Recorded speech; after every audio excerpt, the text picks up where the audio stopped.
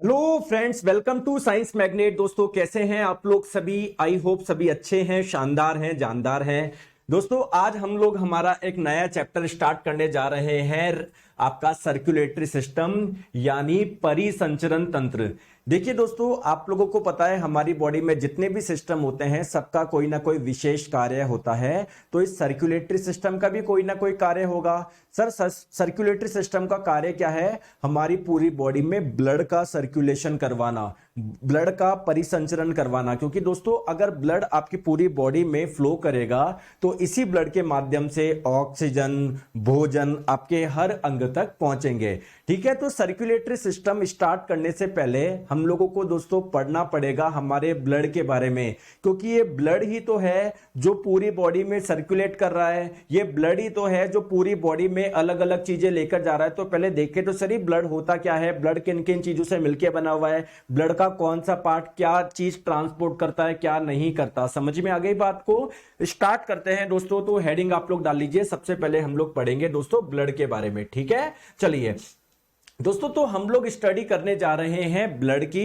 तो पहला क्वेश्चन ही आप लोगों से यह पूछा जाता है कि जो ब्लड है इसकी स्टडी क्या कहलाती है? दोस्तों, इसकी स्टडी कहलाती है हेमेटोलॉजी। क्या कहलाती है? हेमेटोलॉजी। अब ब्लड के बारे में आप लोग तीन चीजें ध्यान रखिए। क्या दोस्तों? ब्लड क्या है? एक कनेक्टिव टिश्यू है, एक संयोजी उत्तक है। सर, मुझे नहीं पता कनेक्टिव टिश्यू क्या होता है, तो मैं समझाऊंगा ना। देखिए दोस्तों, सबसे पहले समझिए टिश्यू यानी उत्तक क्या होता है। आपको पता है हमारी बॉडी जो है वो बहुत सारी कोशिकाओं से मिलकर बनी हुई है। दोस्तों, कोशिकाओं के समूह को ही उत्तक बोलते हैं। ऐसी कोशिकाएं जिनका स्ट्रक्चर एक जैसा है, जिनका फंक्शन एक जैसा है, उन कोशिकाओं के समूह को बोलते हैं हम लोग टिश्यू यानी उत्तक। एक चीज क्लियर हो गई क्या? क्लियर है क्या? ठीक है।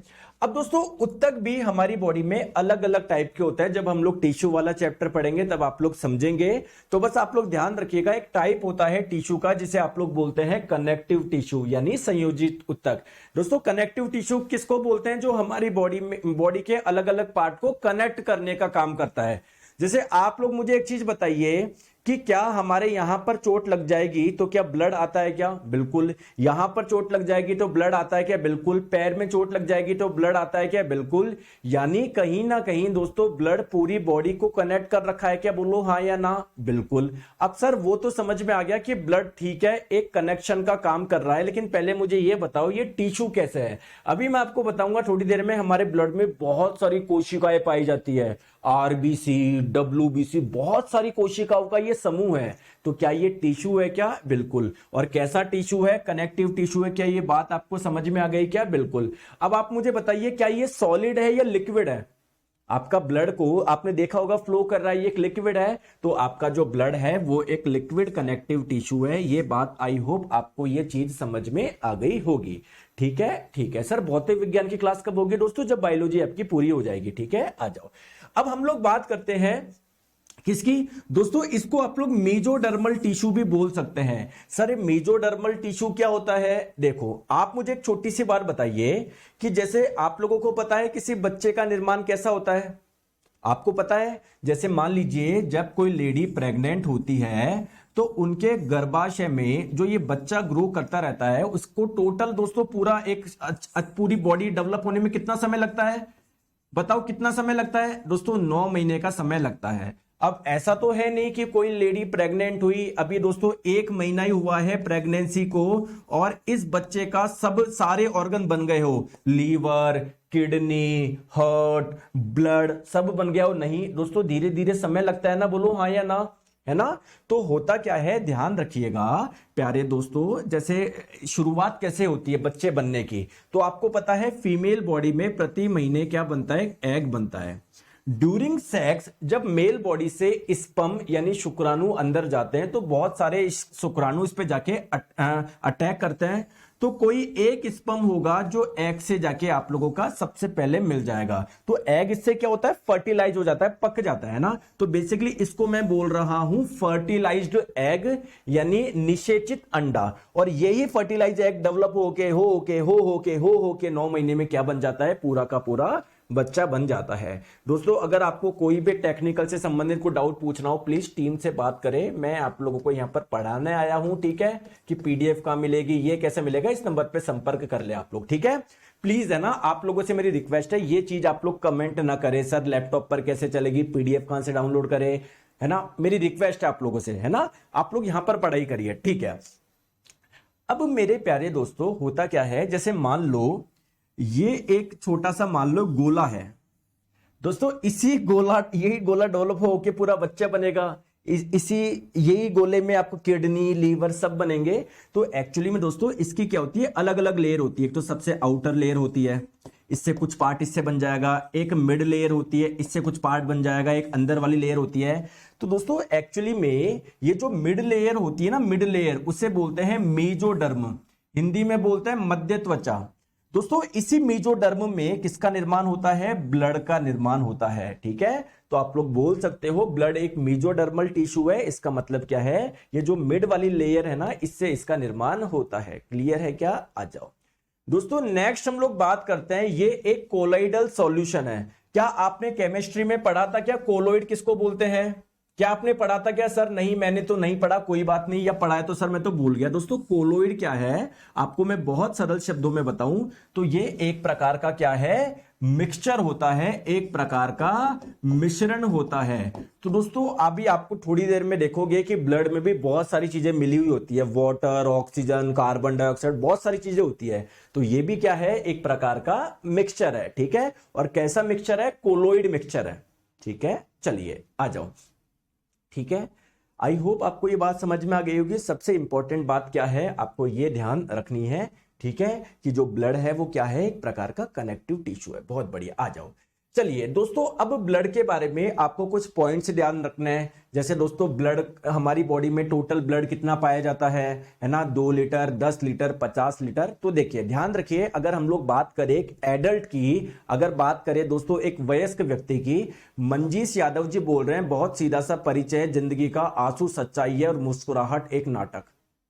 हाँ सही बात है, आंसू एक सच्चाई है, क्योंकि जब तुम रिजल्ट देखोगे ना तो सच्चाई यही है, तुम्हारा सिलेक्शन नहीं होगा और फिर आंसू आएंगे। और जो तुम ये अभी कर रहे हो ना, ये एक नाटक है यार, पढ़ाई करो, ये शायरी करने थोड़ी आए हो मंजीष यादव जी। तो दोस्तों ये जो बच्चे ये कमेंट करते हैं ना, ये इन बच्चों का मैं नाम याद रख लेता हूं सर। इससे क्या होता है, फिर नाम याद रखे, इससे मैं ये याद रखता हूं कि कभी गलती से अगर ये इनका कुछ कमेंट आए ना, कुछ भी आए, तो ध्यान नहीं देना, क्योंकि पढ़ाई वाले बच्चे नहीं है ये, ठीक है मंजीष जी। तो गलती से अब कभी कमेंट कर दिया ना कि सर मेरा कमेंट क्यों नहीं पढ़ रहे हो, हर क्लास में आपका कमेंट आता है, तो पढ़ाई कर लो, इधर पढ़ाई करना है, ठीक है, ठीक है।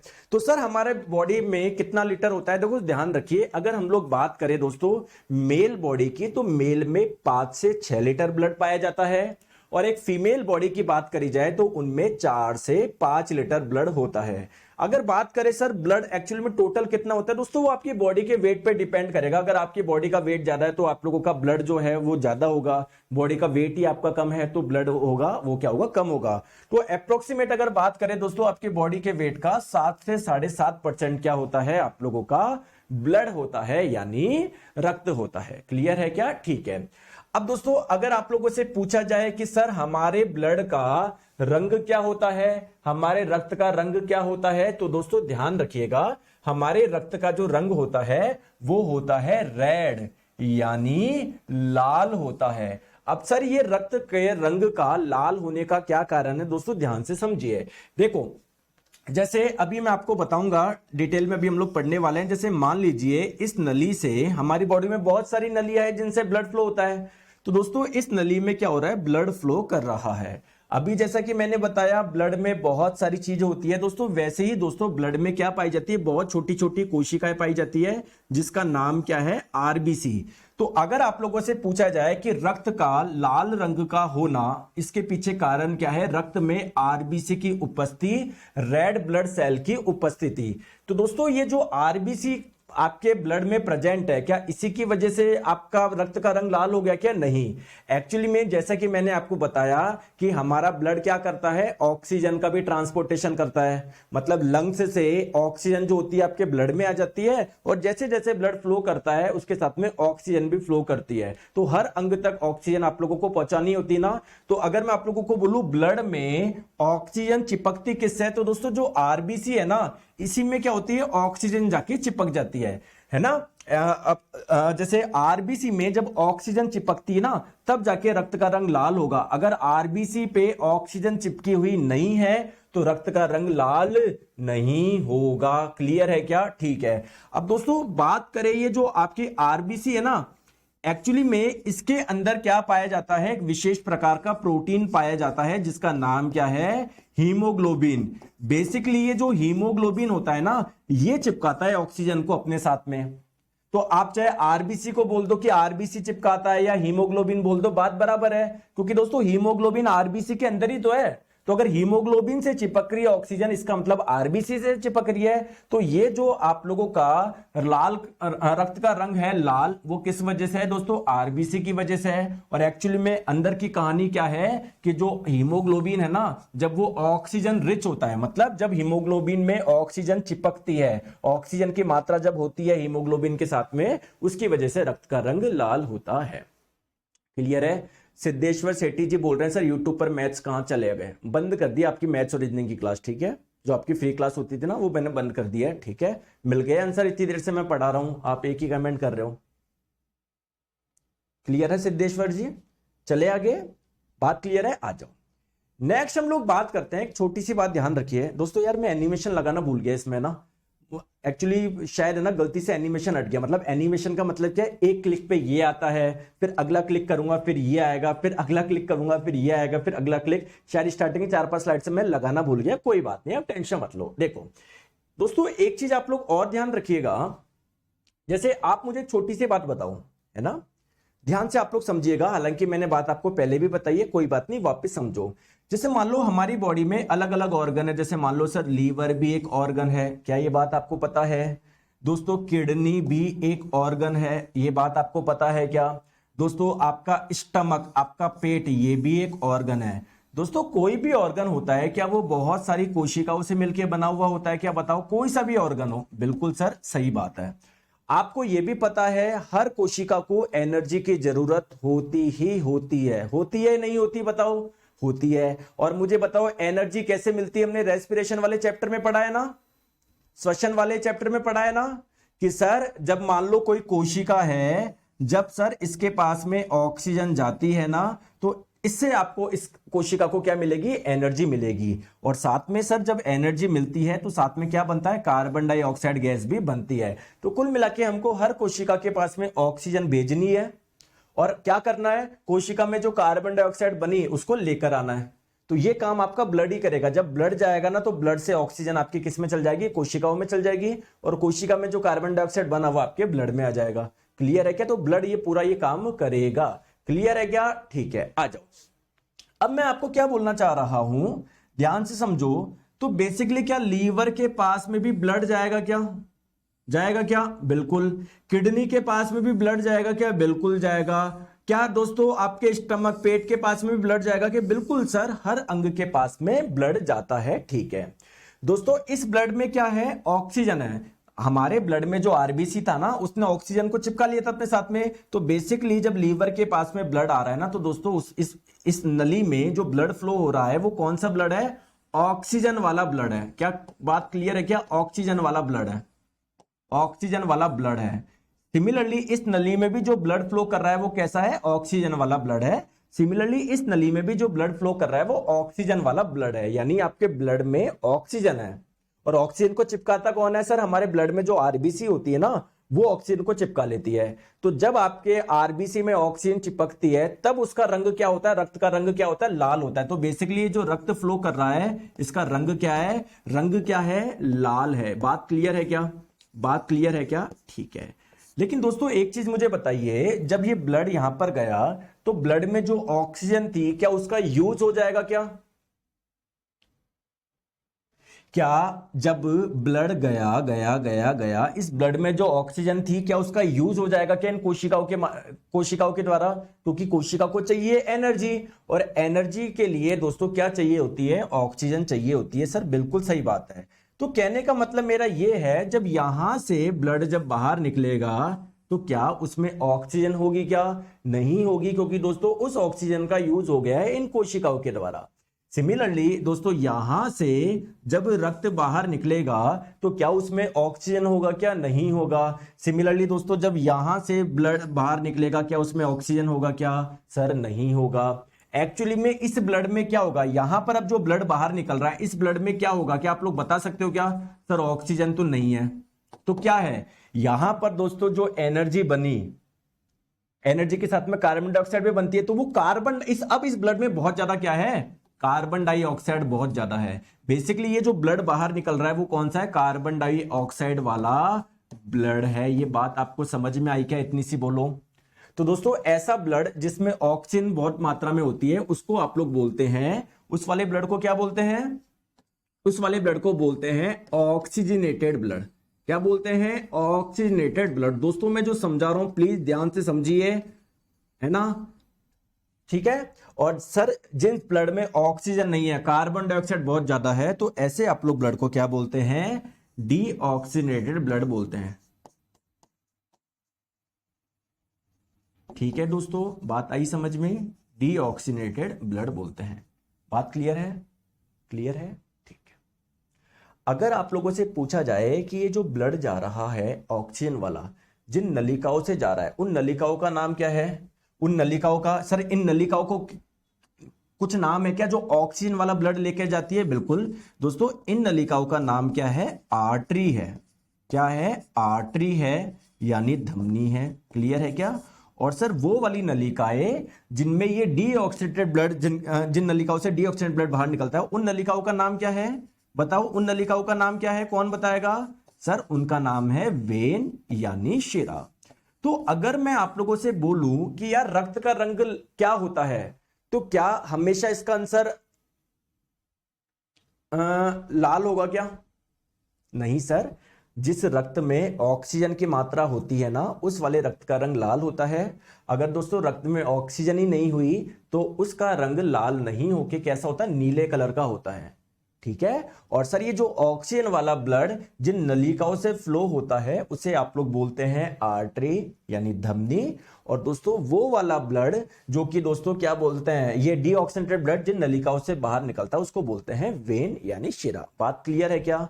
बात क्लियर है क्या? आ गई बात समझ में? तो एक चीज आप लोग ध्यान रखिएगा जो मैं बोलना चाह रहा हूं दोस्तों, जो आर्टरी होती है ना, जो धमनी होती है, उनमें कौन सा फ्लो करता है? कौन सा ब्लड?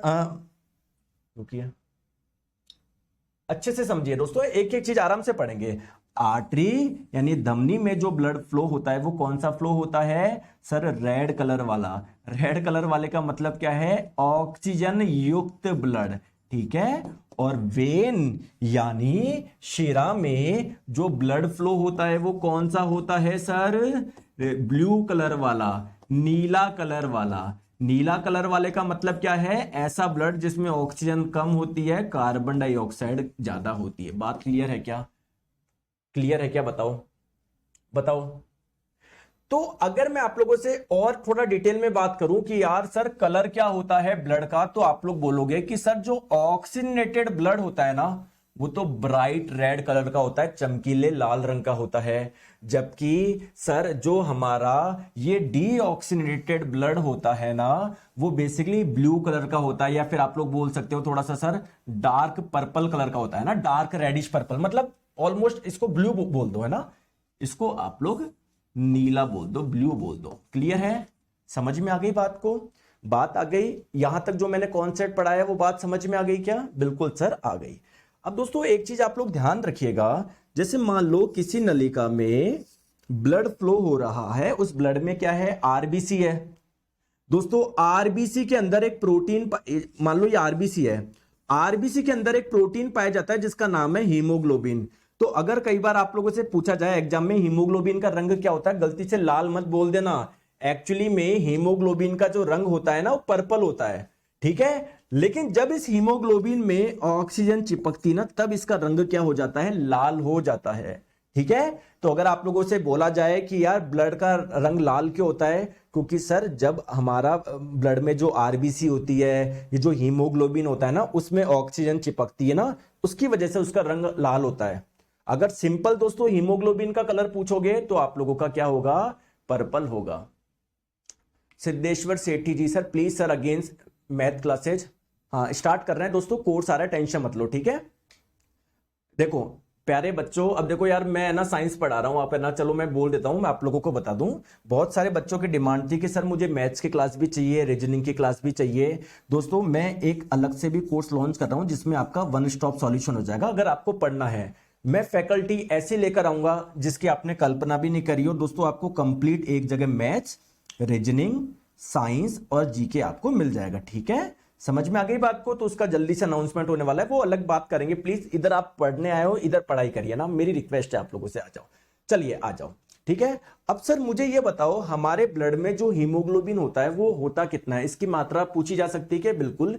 तो दोस्तों मेल यानी पुरुष में के 100 ml ब्लड में लगभग 14 से 16 ग्राम आप लोगों को हीमोग्लोबिन मिलेगा। और दोस्तों महिला की बात करें, उनके 100 ml ब्लड में लगभग आपको 10 से 12 ग्राम हीमोग्लोबिन मिलेगा। ओके आ जाओ। चलिए अब सर मुझे ये बताओ, ब्लड में क्या क्या चीजें होती है, ब्लड का थोड़ा सा कंपोजिशन समझाओ। अभी हम लोग समझाते हैं, टेंशन मत लो। देखो दोस्तों हमारा जो ब्लड होता है ना, रक्त, आपको देखने में लगेगा ये क्या है, लिक्विड है, एक लिक्विड है, एक तरल है। आपको बिल्कुल सही लग रहा है, ये एक्चुअली में लिक्विड ही है। लेकिन दोस्तों इसमें कुछ सॉलिड, ठोस पार्ट भी पाया जाता है। दोस्तों सॉलिड पार्ट जो होते हैं ना, इसमें जो ठोस आप लोगों के पार्टिकल्स होते हैं वो संख्या में कम होते हैं। किसके कंपैरिजन में? लिक्विड के कंपैरिजन में। इसलिए आप लोगों को ये ओवरऑल लिक्विड नजर आता है। जैसे आप चीज मुझे बताओ, आपने क्या लिया, दूध लिया, दूध में आपने थोड़ी सी क्या डाली, चीनी डाल दी। अब दोस्तों चीनी को आपने घोल दिया, ठीक है, चीनी को आपने घोल दिया। एक्चुअली में आपने एक लिक्विड में ठोस डाल रखा है ना, लेकिन ओवरऑल आपको अभी भी क्या लग रहा है, ये लिक्विड नजर आ रहा है, क्योंकि आपने जो चीनी डाला, जो सॉलिड डाला, जो ठोस डाला वो काफी कम था, लिक्विड ज्यादा था। तो सिमिलरली दोस्तों जो ब्लड होता है ना, इसके दो पार्ट होते हैं। ठीक है, एक तो लिक्विड पार्ट, एक सॉलिड पार्ट। ठीक है, चले आगे, क्लियर है? चलिए दोस्तों जो ब्लड का जो लिक्विड पार्ट होता है वो ज्यादा होता है सर, कितना होता है, 55% होता है। और जो सॉलिड पार्ट होता है वो क्या होता है, कम होता है, कितना, 45%। इसीलिए दोस्तों लिक्विड पार्ट ज्यादा होने की वजह से ओवरऑल आप लोगों को ये लिक्विड नजर आ रहा है। दोस्तों ब्लड का जो लिक्विड पार्ट होता है उसे आप लोग क्या बोलते हैं, प्लाज्मा बोलते हैं। और इसी प्लाज्मा में सॉलिड पार्टिकल्स घुले हुए रहते हैं। ये सॉलिड पार्टिकल्स क्या है, बेसिकली दोस्तों ब्लड की सेल्स है, रक्त में पाई जाने वाली कोशिका है। दोस्तों कोशिका को, ब्लड में पाई जाने वाली जो कोशिका होती है उसको कॉर्पस्कुल्स के नाम से भी जानते हैं। क्यों जानते हैं अभी मैं आपको बताऊंगा। तो हमारा जो ब्लड है ना, वो बेसिकली किन चीजों से मिलकर बना हुआ है, प्लाज्मा, साथ में उसमें क्या घुली हुई है, ब्लड सेल्स। कौन कौन सी होती है, आरबीसी, डब्ल्यूबीसी, प्लेटलेट्स। समझ में आ गया? तो ये सब जो मिक्सचर होता है ना, ये पूरा का पूरा मिक्सचर मिल होके आपका क्या बनाता है, ब्लड कहलाता है। तो बेसिकली आपके ब्लड में चार चीजें हो गई मेजरली। एक तो प्लाज्मा, और इस प्लाज्मा में क्या घुला हुआ है, प्लाज्मा में क्या घुला हुआ है, आरबीसी, डब्ल्यूबीसी और प्लेटलेट्स। ये तीनों क्या है, एक प्रकार की सेल्स है, एक प्रकार की कोशिका है। दोस्तों इन सेल्स को कॉर्पस्कुल के नाम से भी जाना जाता है, कणिका के नाम से भी जाना जाता है। वो क्यों जाना जाता है अभी आपको पता पड़ जाएगा। जैसे आप लोग ध्यान रखिएगा, अगर आप लोग कभी ब्लड का टेस्ट करवाओगे ना, तो ब्लड को बहुत हाई स्पीड पे घुमाया जाता है। जब उसको थोड़ी देर के लिए रखोगे ना, तो ये आपका ब्लड ऐसा हो जाएगा। ब्लड का जो भी प्लाज्मा है वो आप लोगों का ऊपर आ जाता है, आरबीसी आप लोगों की नीचे हो जाती है, डब्ल्यूबीसी, प्लेटलेट्स यहां पर आ जाती है। क्लियर है क्या? इसका मतलब यार हमारे ब्लड में बहुत सारी चीजें पाई जा रही है। समझ में आ गया? ठीक है, आ जाओ। सर मैं टेक्नीशियन पीसीएम की जोन से फिलअप करूं? दोस्तों देखो मुझे इसकी जानकारी नहीं है, आप लोग जाके देख लीजिए कौन से जोन में कितनी भर्ती है। ठीक है, आ जाओ। चलिए अब दोस्तों सबसे पहले बात करते हैं हमारी प्लाज्मा की। सर प्लाज्मा के बारे में बताइए। सबसे पहले हम लोग बात करेंगे प्लाज्मा के बारे में। प्लाज्मा क्या है, क्या काम है, उसके बाद में बात करेंगे आरबीसी की, उसके बाद में बात करेंगे डब्ल्यूबीसी की, उसके बाद में बात करेंगे प्लेटलेट्स की। तो जब ये आप लोग सारी चीजें पढ़ लोगे तब आप लोगों को ब्लड के बारे में पूरी नॉलेज हो जाएगी कि ब्लड एक्चुअली में क्या है, किन किन चीजों से मिलकर बना हुआ है, किसका क्या काम है। चलिए दोस्तों, पहले हम लोग बात करेंगे दोस्तों प्लाज्मा का। देखो प्लाज्मा क्या काम करता है मैं आप लोगों को बताता हूं। पहले तो देखो, मुझे एक चीज बताइए, क्या आपने पाचन तंत्र पढ़ा है क्या? पढ़ा है क्या? पाचन तंत्र में मैंने आपको पढ़ाया था कि जैसे ये आपका स्टमक है, ये आपका पेट है, पेट से क्या कनेक्ट होती है? छोटी आंत। तो मैंने आप लोगों को बताया था क्या कि जो भी हम लोग भोजन लेते हैं, अल्टीमेटली जब उसका डाइजेशन हो जाता है, जब उसका पाचन हो जाता है, उससे जो आपको पोषक तत्व मिलते हैं वो हमारे ब्लड में एब्जॉर्ब हो जाते हैं, हमारे रक्त में अवशोषित हो जाते हैं। और जैसे जैसे ब्लड आपकी पूरी बॉडी में घूमता है, वैसे वैसे जो पोषक तत्व मिला, जो भोजन मिला, वो आपकी बॉडी के हर पार्ट तक पहुंच जाता है। क्या ये बात मैंने आपको बताई थी क्या? तो अगर मैं आप लोगों से बोलूं कि फूड का ट्रांसपोर्टेशन कौन करता है, भोजन का ट्रांसपोर्टेशन कौन करता है? हमारे ब्लड में तो बहुत सारी चीजें हैं, प्लाज्मा, आरबीसी, डब्ल्यूबीसी, प्लेटलेट्स, बताओ कौन करता है? तो वो काम कौन करता है? प्लाज्मा ही करता है। तो प्लाज्मा के मैं काम आप लोगों को बताने जा रहा हूं। पहला काम तो आपने क्या बताया प्लाज्मा का, कि सर ये फूड का ट्रांसपोर्टेशन करता है, ये भोजन का परिवहन करता है। समझ में आ गया क्या दोस्तों? जब हम लोगों ने एक्सक्रीटरी सिस्टम यानी उत्सर्जन तंत्र पढ़ा था, तब मैंने आप लोगों को एक चीज बताई थी कि दोस्तों हमारी बॉडी में अलग अलग वेस्ट बनते हैं। क्या कुछ नाइट्रोजनस वेस्ट भी होते हैं क्या? होते हैं क्या? और मैंने बताया था कि जब ये मान लो किडनी है, तो जब किडनी के पास में ब्लड जाएगा तो इस ब्लड में जो नाइट्रोजनस वेस्ट होंगे, जो नाइट्रोजन युक्त अपशिष्ट पदार्थ होंगे, किडनी क्या कर लेगी? इसको अलग कर लेगी और मूत्र के माध्यम से उसको बाहर निकाल देगी। लेकिन मेरा क्वेश्चन ये है कि जो नाइट्रोजनस वेस्ट था, नाइट्रोजन युक्त अपशिष्ट था, जो ब्लड के माध्यम से किडनी तक पहुंच रहा है, तो ब्लड में तो बहुत सारी चीज है। सर कौन है ब्लड में? प्लाज्मा है या आरबीसी है या डब्ल्यूबीसी है या प्लेटलेट्स है जो कि नाइट्रोजनस वेस्ट को लेकर आ रहा है? तो दोस्तों वो काम भी कौन करता है? प्लाज्मा करता है, नाइट्रोजनस वेस्ट को परिवहन करने का काम। दोस्तों तीसरा काम क्या है? आपको अगर ध्यान हो तो मैंने आपको बताया था, हमारी जितनी भी कोशिका है दोस्तों, जब उनमें एनर्जी का निर्माण होता है तो साथ में कार्बन डाइऑक्साइड भी बनती है। तो बेसिकली उस कार्बन डाइऑक्साइड कहां पर आ जाती है? आपके ब्लड में आ जाती है। जैसे जैसे ब्लड आपका ऊपर आता है, लंग्स तक आता है, तो लंग्स क्या करता है? ब्लड में से कार्बन डाइऑक्साइड को निकाल लेता है। तो बेसिकली ब्लड में कौन सा पार्ट है जो कार्बन डाइऑक्साइड को लेकर आ रहा है? तो जो आपका प्लाज्मा होता है ना, इसी में क्या घुल जाती है? कार्बन डाइऑक्साइड घुल जाती है। और जैसे जैसे ब्लड आपका ऊपर आता है, कार्बन डाइऑक्साइड भी आपके लंग्स तक ऊपर आती है। बात क्लियर है क्या? तो अगर मैं आप लोगों से पूछूं कि सर इसका कार्य क्या है, ध्यान रखिएगा दोस्तों, बहुत इंपॉर्टेंट है। आप लोग ध्यान रखोगे, प्लाज्मा जो करता है ना, क्या करता है? एक तो फूड का ट्रांसपोर्टेशन करता है, दूसरा किसका करता है? कार्बन डाइऑक्साइड का करता है, और तीसरा किसका करता है? नाइट्रोजनस वेस्ट का करता है। कैसे? डिजॉल्व फॉर्म में, मतलब उनको अपने में घोल लेता है ना। तो प्लाज्मा क्या कर रहा है? तीन चीजें कर रहा है, तीन चीजों का ट्रांसपोर्टेशन कर रहा है, तीन चीजों का परिवहन कर रहा है। अगर समझ में आया तो एक बार यस बोलिए। दोस्तों मैं आपको बताऊं, जैसे ये आप लोगों के ब्लड ऐसा होता है, अगर मैं आपको इस ब्लड में से प्लाज्मा को अलग करूं ना, तो ये प्लाज्मा आप लोगों को, ये ऊपर वाला जो देख पा रहे हो ना, ये क्या है? प्लाज्मा। तो अगर मैं आप लोगों से पूछूं कि प्लाज्मा का कलर क्या होता है, तो प्लाज्मा का कलर होता है दोस्तों लाइट येलो, हल्के पीले रंग का होता है। और आपको यह भी पता है पिगमेंट किसको बोलता है? पिगमेंट सर ऐसे पदार्थ होते हैं जिनकी वजह से रंग मिलता है। जैसे टमाटर में कौन सा पदार्थ होता है, कौन सा पिगमेंट होता है जिसकी वजह से उसका रंग लाल होता है? लाइकोपीन। पौधों में ऐसा कौन सा पदार्थ होता है, ऐसा कौन सा पिगमेंट होता है जिसकी वजह से उसका रंग हरा होता है? क्लोरोफिल। सिमिलरली दोस्तों, अगर इसका रंग पीला है तो जरूर इसमें कोई ना कोई पदार्थ होंगे, कोई ना कोई पिगमेंट होगा। दोस्तों उस पिगमेंट का नाम क्या है? बिलीरुबिन है। इसी की वजह से इसका रंग क्या होता है? पीला होता है। अब सर मुझे बताइए, ये प्लाज्मा में क्या क्या होता है? प्लाज्मा किससे मिलकर बना हुआ है? प्लाज्मा किससे मिलकर बना हुआ है? दोस्तों प्लाज्मा में बहुत सारी चीजें होती है। प्लाज्मा में वाटर होता है, साथ में इसमें कुछ प्रोटीन होते हैं, और दोस्तों इसमें कुछ आयंस। जैसे आपने जब भोजन करा, जब उसका पाचन हुआ, जैसे मान लो आपने कुछ ये खाया, नमक खाया, तो नमक से आपको टूटने से मान लो ये मिला Na+Cl-। तो जब भी किसी पे कुछ आवेश होता है उसको आप लोग क्या बोलते हैं? आयंस बोलते हैं, तो आपको सोडियम आयन, क्लोरीन आयन, है ना, बेसिकली इसमें आयन, ग्लूकोज ये भी पाया जाता है ना। तो आप लोगों का जो प्लाज्मा होता है ना, उसमें मैक्सिमम तो क्या होता है, आप लोगों का पानी होता है 90 से 92%, साथ में दोस्तों कुछ प्रोटीन होता है, साथ में आप लोगों का आयन, ग्लूकोज और भी चीजें होती है, भी मैं आपको बताऊंगा, टेंशन मत लो। क्लियर है, ये बात आपको समझ में आ गई, कोई दिक्कत है क्या? अब दोस्तों बात करते हैं, एक्चुअली में इस प्लाज्मा में बहुत सारी चीजें होती है यार, बहुत सारी चीजें होती है। अच्छा मुझे एक चीज बताओ, एक चीज मुझे बताओ, कितनी सारी चीजें होती है? सब बहुत सारी होती है यार। देखो इसमें प्रोटीन होता है, इसमें ग्लूकोज होता है, इसमें यूरिया होता है, इसमें एंजाइम्स होता है, हॉर्मोन्स होते हैं, विटामिन्स, मिनरल्स होते हैं। सर नहीं आया मुझे समझ में। अरे मेरे प्यारे दोस्तों, चुन्नू मुन्नू, मुझे यह बताओ, जब आपने भोजन करा, मान लो कार्बोहाइड्रेट आपने भोजन किया, जब उसका डाइजेशन हुआ, इससे क्या मिला आपको? ग्लूकोज मिला। तो ग्लूकोज आपके कहां पर जा रहा है? ब्लड में जा रहा है। मैंने अभी अभी बताया भोजन का परिवहन कौन करता है? हमारे ब्लड में जो प्लाज्मा होता है। तो प्लाज्मा ने उस ग्लूकोज को अपने अंदर ले लिया। तो क्या आपको प्लाज्मा के अंदर ग्लूकोज मिलेगा या नहीं मिलेगा? बताओ।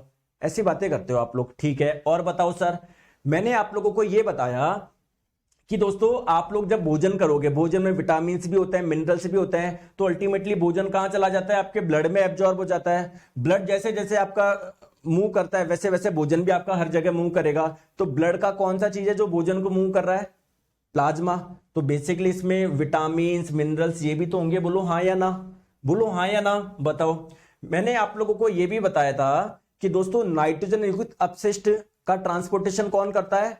कौन करता है? प्लाज्मा। तो हमारे बॉडी में जो यूरिया बना, जो कि एक वेस्ट है, उसका ट्रांसपोर्टेशन कौन करेगा? प्लाज्मा करेगा। तो क्या प्लाज्मा में यूरिया मिलेगा या नहीं मिलेगा? बताओ।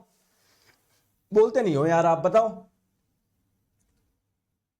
क्या मैंने आपको पाचन तंत्र में पढ़ाया था क्या कि यहां पर पैनक्रियास होता है, अग्नाशय, जिससे कुछ एंजाइम बनते हैं, जो कि एक पाइप के माध्यम से यहां पर आ जाता है ना। तो बेसिकली दोस्तों ब्लड आपकी पूरी बॉडी में फ्लो करता रहता है। तो जब ब्लड यहां ब्लड आता है ना, ब्लड में जो प्लाज्मा होता है ना, वो अपने अंदर घोल लेता है, वो है ना, एंजाइम्स को। तो बेसिकली आपको ये चीज ध्यान रखना है कि ब्लड, ये आपके प्लाज्मा में प्रोटीन्स भी होते हैं, ग्लूकोज, यूरिया, एंजाइम, हार्मोन, ये सारी चीजें आप लोगों की पाई जाती है। इनके कार्य ध्यान मत रखो, बस ये चीजें आप लोग ध्यान रख लो, ठीक है। चले आगे आ जाओ, ठीक है, चलो आ जाओ। अब सर बात करते हैं हमारे, आपने ये बताया हमारे प्लाज्मा के अंदर प्रोटीन पाए जाते हैं। सर वो प्रोटीन कौन कौन से पाए जाते हैं, उनका नाम याद रखना जरूरी है। बिल्कुल दोस्तों, हमारे प्लाज्मा में जो प्रोटीन पाए जाते हैं, बेसिकली 3 मुख्य प्रकार के प्रोटीन पाए जाते हैं। एक तो फाइब्रिनोजन, पहला दोस्तों, एक है आप लोगों का ग्लोबुलिन, दूसरा, और तीसरा है आप लोगों का एल्ब्यूमिन। सर इन तीनों प्रोटीन के क्या काम है? चलिए देखो दोस्तों, फाइब्रिनोजन क्या करता है, जैसे आप लोगों को पता होगा कि अगर कहीं पर आपके चोट लग जाती है तो वहां पर ब्लड आ जाता है ना, और थोड़ी देर बाद में आप लोग देखोगे कि ब्लड वहां पर रुक जाता है, मतलब ब्लड का क्लॉट बन जाता है, रक्त का थक्का बन जाता है। अगर रक्त का थक्का नहीं बनेगा तो दोस्तों ब्लड बाहर निकलता रहेगा। तो दोस्तों रक्त का थक्का बनाने में भी ये हार्मोन क्या, ये प्रोटीन क्या करता है? हेल्प करता है। तो it help in blood clotting. तो ये ब्लड की क्लॉटिंग करने में क्या करता है? मदद करता है, ठीक है दोस्तों। ये जो ग्लोबुलिन हार्मोन होता है ना, ये हमारी इम्यूनिटी में हेल्प करता है। दूसरी क्या है दोस्तों, इसकी वजह से हमारी स्किन भी क्या रहती है? चमकदार रहती है, ठीक है, ठीक है। नेक्स्ट बात करते हैं सर, ये एल्ब्यूमिन, ये वाला क्या करता है दोस्तों? ये हमारे ब्लड में सॉल्ट, यानी अलग अलग आपके लवण, अलग अलग आयन की मात्रा को कंट्रोल करने में मदद करता है। ये 3 आपके ये बार बार एंजाइम क्यों निकल रहा है? 3 आप लोगों के प्रोटीन है जो कि काम करता है। चलिए आ जाओ। अब दोस्तों हमारे ब्लड में टोटल 4 मुख्य चीजें पाई जाती है। एक है दोस्तों आपका प्लाज्मा, एक है आरबीसी, एक है डब्ल्यूबीसी, एक है प्लेटलेट्स। तो आरबीसी, डब्ल्यूबीसी, प्लेटलेट्स, ये क्या है? ब्लड में पाई जाने वाली सेल्स है, या इसको ब्लड कॉर्पस्कुल्स के नाम से भी जानते हैं। सर फिजिक्स का क्लास होगा ना? नहीं, फिजिक्स नहीं करवाएंगे आपको, है ना, केवल आप बायोलॉजी पढ़ के जाओ, एग्जाम देने हैं। क्यों नहीं पढ़ाएंगे यार? पहले बायोलॉजी खत्म होगी तब कराएंगे ना। चलो आ जाओ। अब दोस्तों ब्लड में पाई जाने वाली जो सेल्स है उनका नाम बताओ सर। और सर ब्लड में जो सेल्स पाई जाती है, कोशिकाएं पाई जाती है, पहले तो उन तीनों के नाम बताओ। अभी मैंने बताया था आपको, बताओ। Red blood cell, white blood cell और प्लेटलेट्स। लेकिन दोस्तों आपकी जानकारी के लिए बता दूं, इनके कुछ और नाम भी होते हैं। क्या आपको नाम पता है क्या? तो देखो आपको ध्यान रखना है, जो रेड ब्लड सेल है ना, लाल रक्त कोशिका, उसको आप लोग एरिथ्रोसाइट के नाम से भी जानते हो, WBC को ल्यूकोसाइट के नाम से भी जानते हो, प्लेटलेट्स को थ्रोम्बोसाइट के नाम से भी जानते हो। आ जाइए, तो दोस्तों पहली आपकी जो ब्लड सेल्स पाई जाती है वो कौन सी है? आरबीसी है, जिसे आप लोग एरिथ्रोसाइट के नाम से भी जानते हैं। दोस्तों दूसरी है आप लोगों की व्हाइट ब्लड सेल्स, श्वेत रक्त कोशिका या श्वेत रक्त कणिका, इसको आप लोग ल्यूकोसाइट के नाम से भी जानते हैं। और दोस्तों तीसरी है पाई जाती है आपके ब्लड में जो प्लेटलेट्स होती है, इसे आप लोग थ्रोम्बोसाइट के नाम से भी जानते हैं। प्लेटलेट्स को हिंदी में दोस्तों ध्यान रखिए बिंबाणु भी बोलते हैं, ठीक है। अब आपके मन में एक क्वेश्चन आएगा, पहला तो सर मुझे यह बताओ कि जो रक्त के अंदर ये कोशिका पाई जा रही है ना, इसको आप लोग एक विशेष नाम आपने क्यों दिया, कॉर्पसूकल्स या कर्णिका? मैं आपको बताता हूं। जैसे मान लीजिए दोस्तों कोई भी कोशिका जो होती है ना, उसके अंदर क्या क्या पाया जाता है? न्यूक्लियस पाया जाता है, माइटोकॉन्ड्रिया पाया जाता है, और भी कोशिकांग पाए जाते हैं। जैसे आप जब आरबीसी को उठा के देखोगे ना, आरबीसी को, रेड ब्लड सेल को, तो दोस्तों इसमें न्यूक्लियस नहीं पाया जाता, इसमें माइटोकॉन्ड्रिया नहीं पाया जाता। तो दोस्तों जो कोशिका में जो चीजें होती है वो पाई नहीं जा रही, तो इसके लिए कोशिका वर्ड यूज करना सही रहेगा कि नहीं? तो इसलिए हम लोगों ने इसको एक नाम दे दिया, कोशिका की जगह आप लोग इसको कॉर्पसूकल यानी कर्णिका भी बोल सकते हैं। आ गई बात समझ में? बिल्कुल सर आ गई। चलिए अब सबसे पहले हम लोग समझते हैं दोस्तों आरबीसी के बारे में। आरबीसी क्या होता है, क्या इसका काम है, फिर पढ़ेंगे दोस्तों डब्ल्यूबीसी, फिर पढ़ेंगे प्लेटलेट्स, ठीक है। आ जाओ, तो बात करते हैं दोस्तों आरबीसी, रेड ब्लड सेल, जिसे आप लोग एरिथ्रोसाइट के नाम से भी जानते हैं, ठीक है। आ जाओ, देखो हमारे ब्लड में 3 प्रकार की कोशिकाएं पाई जा रही है, उसका नाम क्या है? RBC, WBC, platelet. अगर मैं पूछूं इसमें से सबसे अधिक मात्रा में कौन सी कोशिका पाई जाती है, तो आंसर क्या होगा आप लोगों का? आरबीसी। दोस्तों ध्यान रखिएगा, मानव शरीर में, ब्लड में तो छोड़ो, मानव पूरे शरीर में सबसे अधिक मात्रा में पाई जाने वाली कोशिका कौन सी है? आरबीसी है, रेड ब्लड सेल है। क्लियर है? आपको पता है आरबीसी कितनी पाई जाती है? अगर 1 ml ब्लड भी लोगे ना, 1 ml ब्लड, सिर्फ 1 ml, उसमें दोस्तों मिलियंस में पाई जाती है। 1 मिलियन में होते हैं 10 लाख। अब आप देख लो, ठीक है। आ जाओ, तो सर आप मुझे बताइए, हमारी बॉडी में अगर आरबीसी आई, ब्लड में आरबीसी है, तो उसका निर्माण कहीं ना कहीं तो हुआ होगा। देखो हमारी आरबीसी का निर्माण कहां पर होता है? बोन मैरो में, अस्थि मज्जा में। सर ये बोन मैरो क्या होता है? देखो जैसे मान लीजिए दोस्तों ये हमारी कोई हड्डी है, दोस्तों हड्डी के अंदर क्या होता है? सॉफ्ट सा पार्ट होता है, ऐसा सॉफ्ट सा पार्ट होता है, ऐसे सॉफ्ट। ये देखो डायग्राम देख रहे हो क्या? नहीं देख रहे हो? नहीं देखो जैसे मान लो ये कोई हड्डी है, ठीक है, ये कोई हड्डी है, ये आपकी क्या है? कोई हड्डी है, कोई बोन है, ठीक है। दोस्तों हमारी हड्डी के अंदर क्या होता है? काफी सॉफ्ट सा स्पॉन्जी जैसा पार्ट होता है, अंदर स्पॉन्जी जैसा पार्ट होता है, जिसे आप लोग बोलते हैं बोन मैरो यानी अस्थि मज्जा। यहीं पर क्या होता है? हमारे आरबीसी का निर्माण होता है। क्लियर है क्या? चले आगे, ठीक है।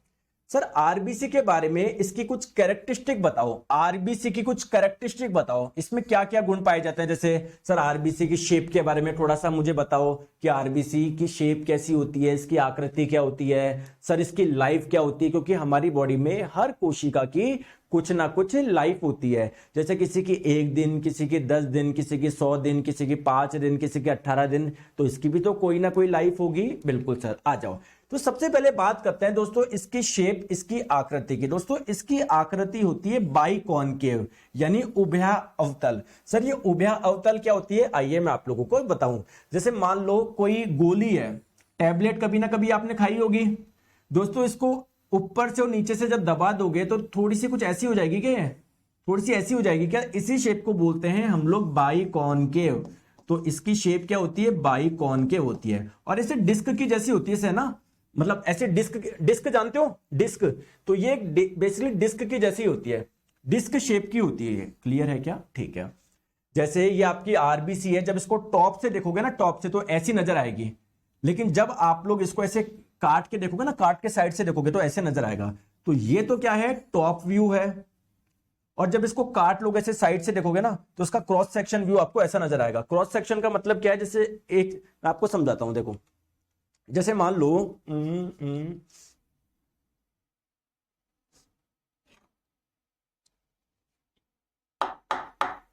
जैसे देखो ये लकड़ी की कोई पट्टी है मेरे पास में, ठीक है, ये लकड़ी की पट्टी है, दोस्तों जब मैं इसको टॉप से देखूंगा, टॉप से तो ये तो हो गया टॉप व्यू, और जब मैं इसको ऐसे बीच में से ऐसे काटूंगा और फिर साइड से देखूंगा, उसको बोलेंगे क्रॉस सेक्शन व्यू। आई बात समझ में? आई या नहीं आई बताओ? आ गई? चलो आ जाओ। चलो नेक्स्ट हम लोग बात करते हैं दोस्तों इस कोशिका के अंदर, it lacks cell organelles and nucleus. आपको मैं बता दूं दोस्तों, हमारी जो कोशिका होती है ना, कोशिका के अंदर क्या क्या पाया जाता है? हमारे कोई सी भी कोशिका ले लो, कोशिका के अंदर से न्यूक्लियस केंद्रक पाया जाता है, माइटोकॉन्ड्रिया पाया जाता है, राइबोसोम पाया जाता है, एंडोप्लाज्मिक रेटिकुलम पाया जाता है, गोल्जी बॉडी पाई जाती है। हम लोग कोशिका वाले चैप्टर में पढ़ेंगे।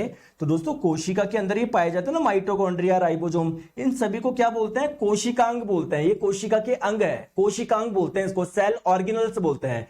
तो इस जो हमारी आरबीसी है ना दोस्तों, इसमें न्यूक्लियस यानी केंद्रक नहीं पाया जाता, और भी बहुत सारे सेल ऑर्गेनल्स है जो कि इसमें नहीं पाए जाते। अब दोस्तों ये नहीं पाए जा रहे, तो ये अच्छी बात है, ये बुरी बात है? बताओ बताओ। आरबीसी में न्यूक्लियस नहीं पाया जा रहा तो ये अच्छी बात है या नहीं है? आरबीसी में माइटोकॉन्ड्रिया नहीं पाया जा रहा तो ये अच्छी बात है या बुरी बात है?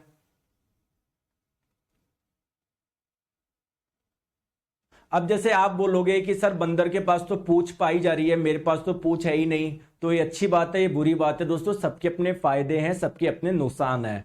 तो अगर आपके आरबीसी में ये चीजें नहीं होगी, इसका मतलब कोई ना कोई चीज सोच के बनाई होगी ऊपर वाले ने। तो इसके क्या फायदे हैं? क्या बहुत सारे फायदे हैं, अभी मैं आपको बताऊंगा। तो देखो टॉपिक ही मेरा ये है कि why does mammalian RBC lack cell organelle and nucleus, यानी जो स्तनधारी के रक्त में जो आरबीसी पाई जाती है ना, उनमें दोस्तों केंद्रक और बाकी के कोशिकांग क्यों नहीं होते?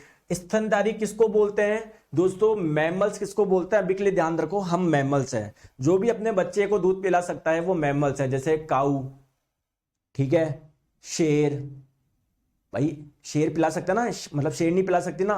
ह्यूमंस में जो फीमेल होती है अपने बच्चों को दूध पिलाती है ना, तो हम सब मैमल्स है, ठीक है। आ जाओ आ जाओ दोस्तों, एक चीज बताता हूं मैं आप लोगों को। अगर एक चीज मुझे बताओ, एक छोटी सी चीज बताओ, ये आपकी आरबीसी है, आरबीसी के अंदर न्यूक्लियस अगर होता तो आरबीसी के अंदर खाली जगह ज्यादा होती, या जब न्यूक्लियस नहीं है तब आरबीसी के अंदर खाली जगह ज्यादा है? बताओ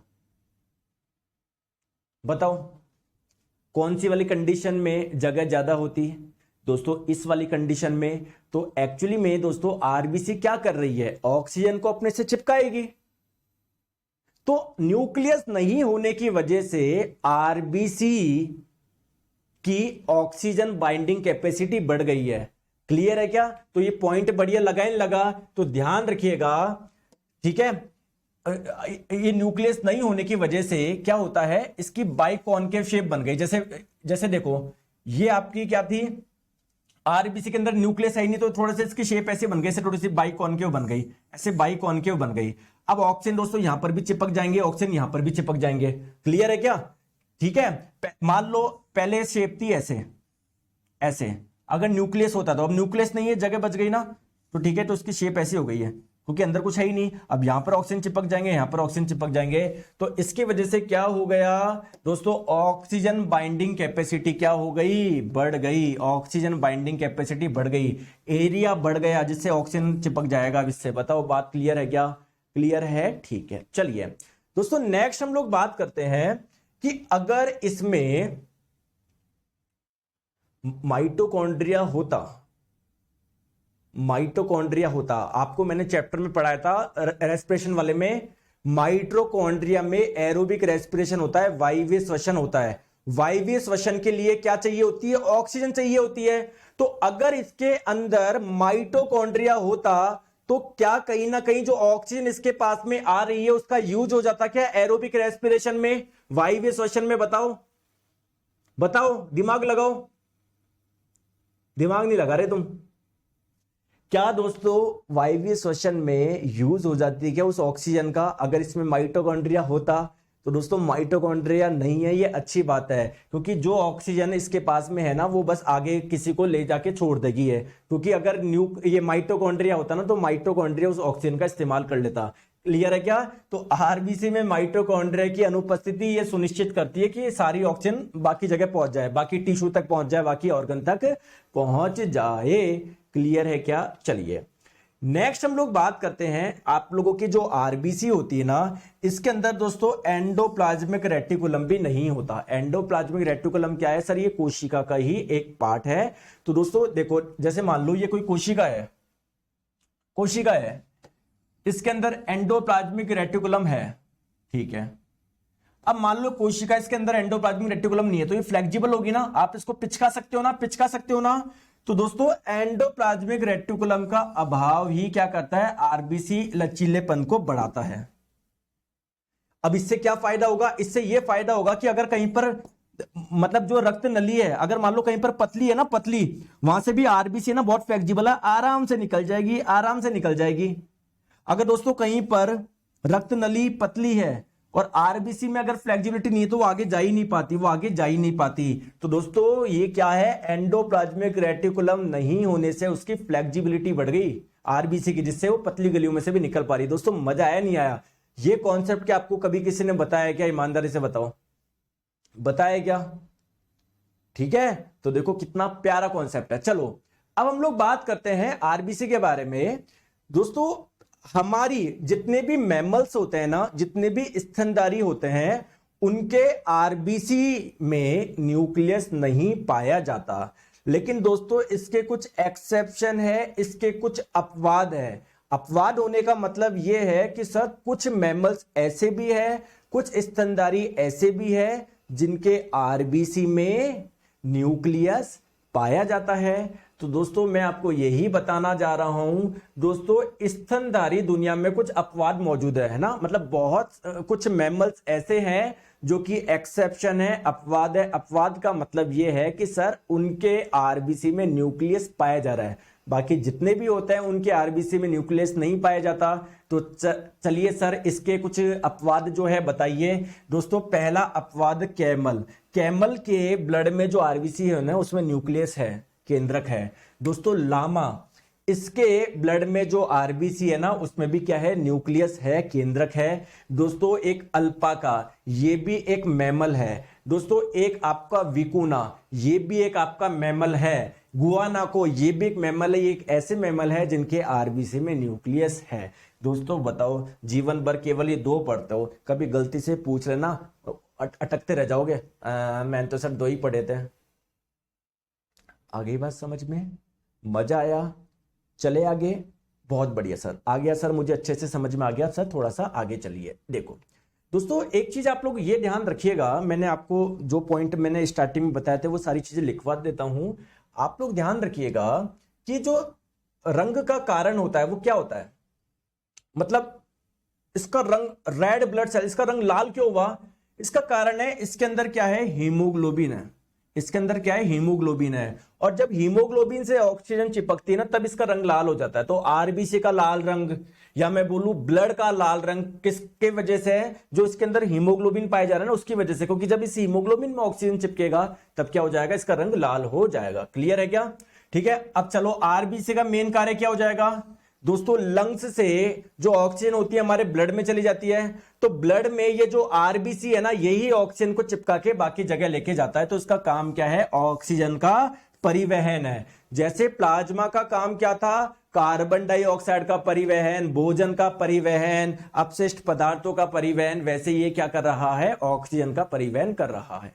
क्लियर है? चलिए आ जाओ दोस्तों, इस आरबीसी की लाइफ कितनी होती है? इस आरबीसी की लाइफ होती है 120 दिन। यानी जब पूरे 120 दिन हो जाएंगे तो ये आपकी खत्म हो जाएगी, डिस्ट्रॉय हो जाएगी, फिर नई आरबीसी बनेगी आपकी। ठीक है, कहां पर? बोन मैरो में। अगर आप लोगों से बोला जाए ये खत्म कहां पर होती है, तो दोस्तों हमारा एक ऑर्गन होता है बॉडी में, स्प्लीन यानी प्लिया, वहां पर ये खत्म होती है। इसीलिए स्प्लीन को हम लोग ग्रेवयार्ड ऑफ आरबीसी यानी लाल रक्त कोशिका का कब्रिस्तान भी बोलते हैं, लाल रक्त कोशिका का कब्रिस्तान भी बोलते हैं। क्लियर है? चलिए अब सर मुझे ये बताइए, आपने ये तो बता दिया हमारी बॉडी में लाल रक्त कोशिका जो होती है ना उसकी मात्रा बहुत ज्यादा पाई जाती है, कितनी पाई जाती है सर ये तो बताओ। देखो जैसे आपने थोड़ा सा अपने ब्लड लिया ना, इस ब्लड में आरबीसी भी आ जाएगी, डब्ल्यूबीसी भी आ जाएगी, प्लेटलेट्स भी आ जाएगी। दोस्तों डायग्राम में देखो आरबीसी कितनी ज्यादा है, ठीक है, प्लेटलेट्स थोड़ी कम है, डब्ल्यूबीसी बिल्कुल ही कम है। तो अगर मैं आप लोगों से बात करूं 1 ml ब्लड में, 1 ml आप लोग ब्लड लोगे ना, इसमें आरबीसी कितनी पाई जाएगी मिलियंस में। 1 मिलियन में होता है 10 लाख, तो आरबीसी पाई जाएगी मिलियन में। दोस्तों प्लेटलेट्स की बात करें ये पाई जाएगी लाख में। जैसे 1 ml ब्लड में लगभग 1.5 से 4.5 लाख क्या पाई जाती है, प्लेटलेट्स पाई जाती है। और दोस्तों सबसे कम क्या पाई जाएगी, डब्ल्यूबीसी। डब्ल्यूबीसी 1000 में होती है, 8 से 10,000 मिलेगी 1 ml ब्लड में। तो सबसे संख्या की बात करी जाए तो सबसे सर्वाधिक मात्रा में कौन पाया जाएगा, आरबीसी पाया जाएगा। दीपू कुमार जी, सर इस बैच को लेने के बाद भी बेस इंजन का कोर्स लेना पड़ेगा क्या? नहीं लेना पड़ेगा। अगर आप टेक्नीशियन ग्रेड 1 की तैयारी कर रहे हो तो लो, एएलपी टेक्नीशियन की तैयारी कर रहे हो वो लो, जनरल साइंस की तैयारी कर रहे हो तो साइंस तो ये है ना आपका, ठीक है, आ जाओ।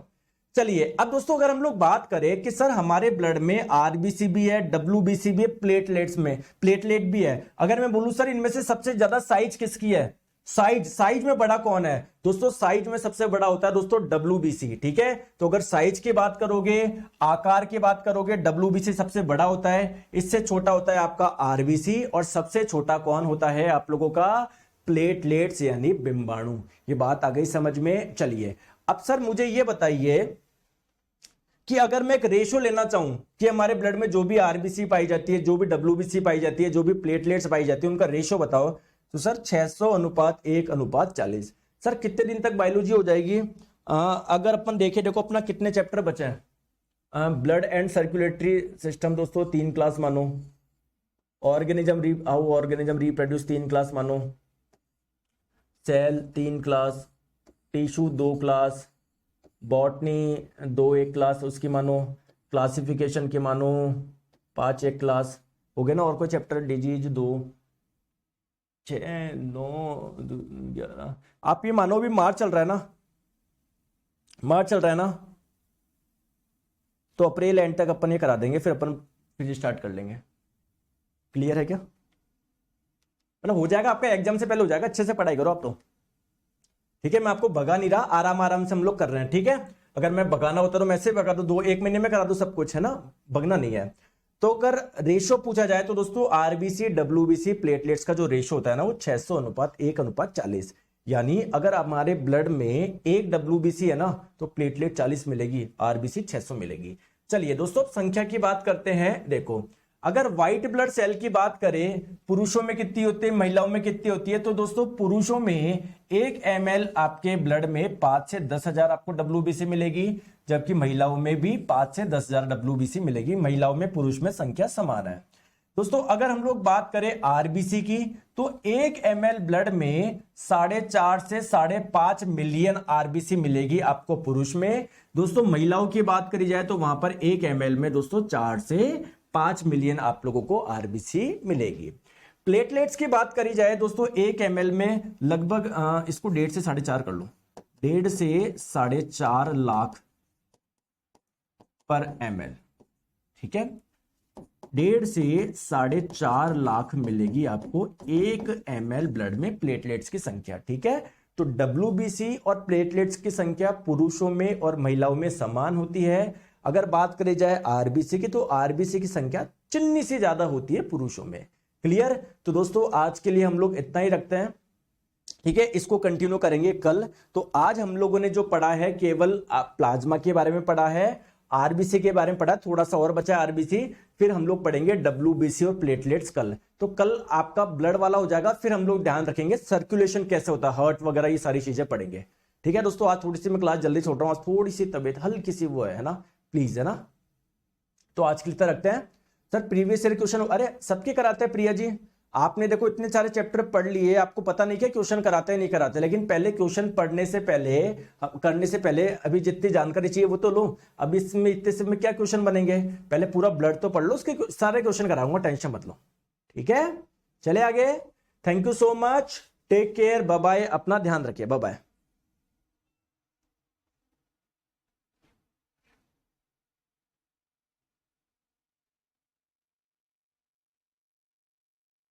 सर मैं आज से क्लास ज्वाइन किया हूं, कहां से करूं दोस्तों? क्लास नंबर 1 से करो, कोई भी बच्चा हो क्लास नंबर 1 से करो, मतलब जहां से बायोलॉजी स्टार्ट करिए वहां से करो, बीच में मत कूदो, कुछ समझ में नहीं आएगा। ठीक है। अच्छा कल तो सैटरडे, सॉरी यार, मंडे टू फ्राइडे तो होती है। हाँ कल सैटरडे, तो मंडे को मिलेंगे। अपनी क्लास जो होती है दोस्तों मंडे टू फ्राइडे होती है, बाकी आपके रिवीजन के लिए होते हैं 2 दिन। ठीक है, बाय बाय।